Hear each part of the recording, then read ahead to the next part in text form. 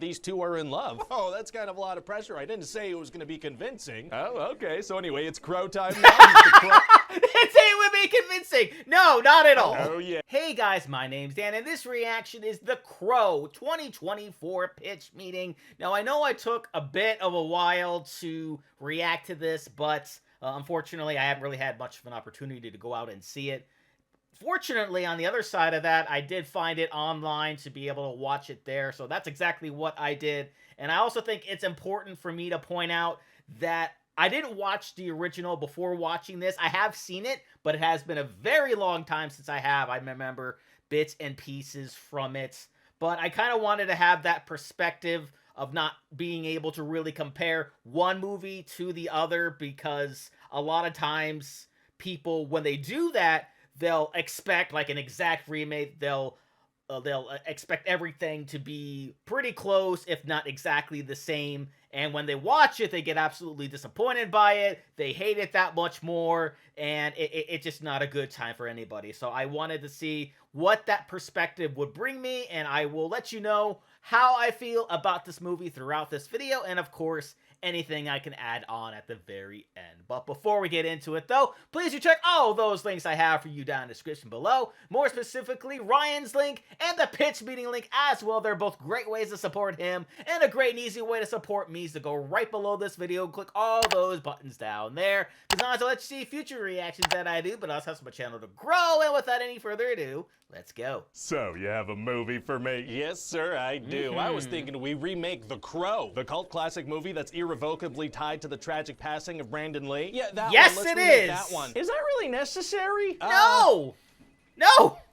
Not really. Oh my God, well that means we have to do it. That is what that word means, yeah. All right, sure. So tell me about this thing. Our hands are tied, we gotta. Well, we're gonna meet this girl, Shelley. Look how sincere that face was. So sincere, like he... Oh, sure, we'd absolutely have to make it. And she's being chased by some bad guys. That's the worst kind of guys. Why are they after her? Because her friend sent her an incriminating video of this crime boss, Vincent, they both know. Okay. But before they can get her, she smartly gets herself arrested for drug possession. Brilliant move. Does she tell the cops she's being chased? Nope. Brilliant move. So she gets sent to this co-ed prison rehab style place where she meets the main character, Eric, who absolutely sucks, and they seem to kind of like each other. Yeah.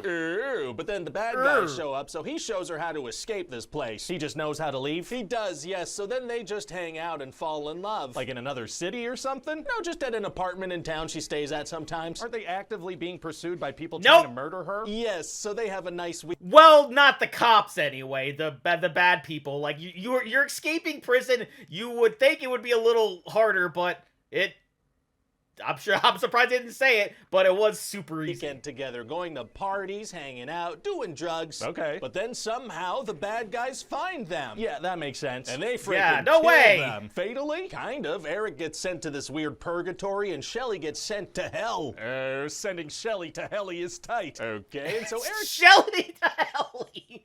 Oh my God, I can't believe you made that joke. Finds out that their love was so powerful, deep, and pure that it transcended the traditional rules of death. Oh, wow, that was some weekend they spent together. The best weekend. So he'll get sent back to Earth as the Crow, and if he manages to kill the people responsible for the injustice of killing them, Shelly will come back to life. Wow, so what are we, like 15 minutes into the movie? We're like 45, 50? Oh my God, what? Yeah, well, we gotta spend a ton of time on the relationship stuff. A lot of time. That's how long we need to convince people that these two are in love. Oh, that's kind of a lot of pressure. I didn't say it was gonna be convincing. Oh, okay, so anyway, it's Crow time now. Didn't say it would be convincing. No, not at all. Oh yeah, you know it, sir. Well, sort of. What? Well, he has the power to heal himself, but if he doubts their love, he'll lose the power. All right. And so he's hesitating a bit, you know? He's not sure about this whole thing. If he's hesitating, isn't that doubt? Hey, shut up. So then he kills a couple of bad guys and gets some clues about where the big bad guy is. What kind of clues are we talking? Well, he finds one of their cell phones and gets some info, and later he finds one of their cell phones and gets some info. Can we mix that up a bit? No, just cell phone clues. Oh, all right. And eventually he sees that video, and it's a video of Shelly killing someone while being mind-controlled by Vincent. Oh, he has powers? Yeah, he made a deal with the devil so that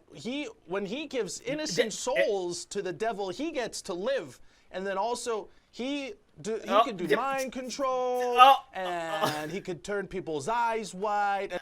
It looks like he's either making it up on the fly or he's not really, he's trying to convince himself. He frowns. He's good at frowning. Great antagonist. And so now that Eric saw that video of Shelly killing someone, he's not so sure he loves her anymore. Didn't he just kill multiple people? He's just not sure anymore. And since that was the condition of his powers, he dies and goes back to purgatory. Oh, it's gonna be tough to get back to the world of the living if he messed up the one requirement for being there. Actually, it's gonna be super easy. Barely an inconvenience. Oh, really? Yeah, he tells the freaking guy living in purgatory that he'll give up his soul for hers. Oh, so he's 100% sure about the love now? Oh yeah, sure as can be. What's changed since the last scene? Well, we're in a different scene now. That's a good point. Yeah, he gets sent that's back it. to Earth and he's gonna become the Crow. I thought he was already the Crow. Yeah, but like for real this time, and there's like 20 minutes left in the movie, so it's gonna be good. Oh, gotcha. So he goes to this opera house where Vincent is and absolutely slaughters a bunch of bodyguards, just kills them real good. He's supposed to be killing the people that killed him and his girlfriend, right? Are these people involved in that? Doesn't matter, they're No. dead. Kinda matters. Nope. Fair enough. Nope, their lives are fairly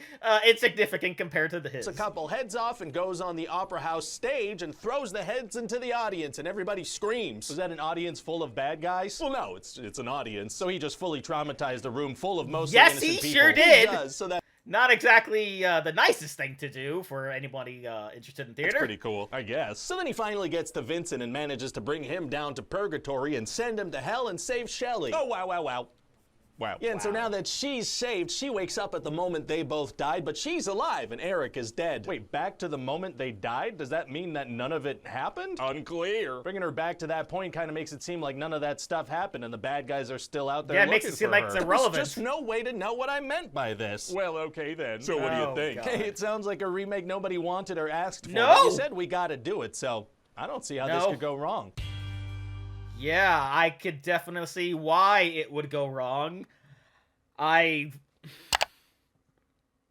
still wondering why this movie was even made to begin with, because obviously he brought up like all the stuff behind the original movie to begin with, and even though I'm pretty sure the original got a sequel, but it didn't really go far beyond that. I want to say that's factual. I'm not really sure, but a remake of it wasn't really necessary. So let me just go through some of the notes I have here. One of the first things that happens is, because they really want to, like, right off the bat, show you something that'll tug at your heartstrings, show something that will get you to like this character, right? And the first thing that we see is, we see this little kid, and he's walking in this field or whatever, and he sees this horse who just got absolutely messed up by all this barbed wire that's like sticking all around him. He tries to take it out, but of course, you know, we're implied to believe that the horse dies. And it's like, oh, this is what they're doing to use. They're using the horse's death to get us to like him, get us to have sympathy for him. Okay, so let's just throw that out there first off. Then after that, it's a whole series of questions for me, and everything moves quite slowly, right? It feels very oddly placed. When things happen, I wonder why, and we don't find out until later for some strange reason. Wasn't really sure at the moment why the main villain killed the girl, like what he was doing, like speaking words into her ear, and then the girl just, you know, is dead. So after that, we have the main character who starts off being very, very quiet, very antisocial, right? He's in this prison. They got these people, these bullies, coming up to him, trying to get him to speak some words. But he doesn't. He doesn't say a word, doesn't say a thing. And then this other girl comes in, the girl, you know, who would eventually be his love interest, and then all of a sudden, he's just yapping, a complete change in demeanor for both of them, and it felt very oddly paced because, like, it's almost like the whole love at first sight sort of thing. They start to connect, and they talking a lot, and it's like, so how does he go from being the quite silent type to being the most talkative person ever? That was a bit odd to me. And then after they get out of jail, they go back and stay at this friend's place who they're not even bothering to look for, right? And the people in jail, they're not looking for her or him at all. It doesn't really seem like that's happening for like the first like half hour or so of the movie. It's like, all right, they're going around, they're doing all this stuff, and where are the cops? Why are they? Well, how do they easily get out of prison and then stay out of prison for as long as they did? Because they implied that they were, you know, together for a little bit, but with like in like the first like half hour of the movie, I think they had sex like 2 or 3 times. They did drugs. He was wearing a freaking fur coat at one point. Why? I'm supposed to like this character, right? I'm supposed to like the girl. I'm supposed to like everything about them, but that's not going to build sympathy. That's not going to, because they have to be relatable in some sort of way. It's just by looking at him wearing that fur coat, because yeah, everyone owns a freaking fur coat, and they're having sex and doing all these drugs. Like, yeah, sure, someone like me who doesn't do drugs or doesn't wear a fur coat is having to relate to these people and like them. Nope, the characters are just so unlikable. It's hard to care about what happens to them, because when they walk back into this apartment, bags over their heads, like, oh no, oh no, oh no, don't let that happen to them, no,